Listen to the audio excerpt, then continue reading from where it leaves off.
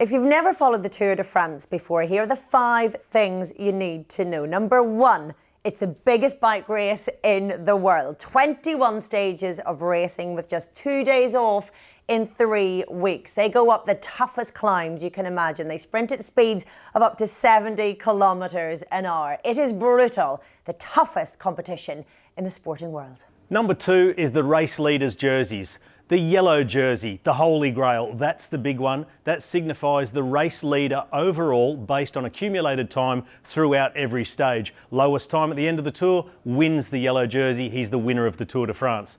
The green jersey, that's the points competition, or the sprint jersey.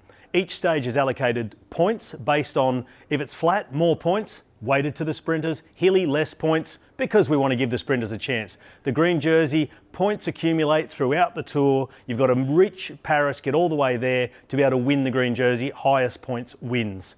We've got the polka dot jersey, white jersey with red spots. That is for the king of the mountains.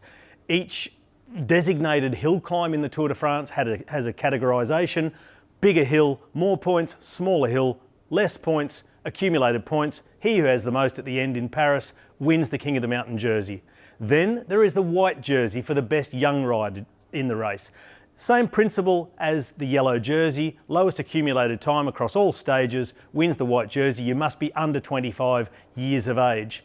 One other thing that's not a jersey, but it is sought after on a day-to-day basis, is the prize for the most combative rider. They are awarded the red number on the podium at the end of the day, and they wear that on the back of their jersey the next day to signify their attacking ride on the stage before. So that lays it out for you. Number 3, words that you will often hear during the Tour de France, one of which is the Peloton. Now this is that big ball of colour that you see bowling down the road, and effectively it is the biggest group of riders on the road at that point. There might be points though where there is no peloton because the severity of the terrain has split it up, or it might be the severity of the wind. If it's coming from the side, the peloton might get split up into what we call echelons, arrow-like formations which are formed because there's only so much space on the road to shelter behind the rider in front of you. Now in front of the main peloton you'll have to get a smaller group, that's called the breakaway. A few goals of the breakaway, it might be to try and win the stage, it might be to try and get King of the Mountains points or intermediate sprint points along the way. It might simply be to get your sponsors publicity on television. Or you might be trying to gain time on your rivals in the general classification.